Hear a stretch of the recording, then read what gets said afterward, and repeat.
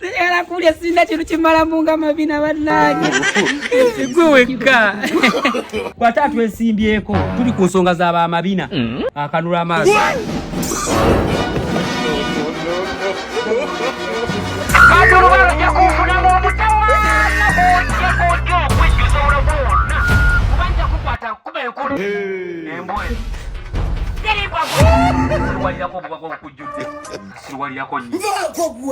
Baba mbakaza abana bo wakala baba balongo mujje baba olugezi lw'olukendeezeeko anti bano bale muzaala inono muno nga ayina amabina naye oyitayina mwana ankubako ku mwana mugimu muli mutya abalongo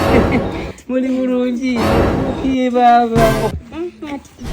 tata muto waliwo kyenjagala okugamba baba kubye kati bwe bakubye abaana ba muno mulongo kevo bakubye kikyaki okuva wenajja wano sikulabangako okyuse engoye engoye mbana nyingi jasi nkyusa temulaba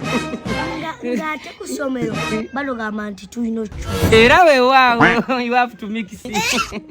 naye just ebudde ate waliwo n'ekirala ate kiki okuba wenajja wano sikulabako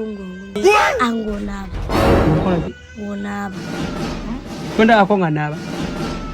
naye bano abaana banaana balungi babuza ebibuuzo ebirungi ate n'ekirala owunya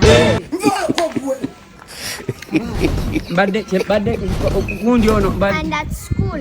the teachers told us we have to bathe 3 times per day but you smell you don't bathe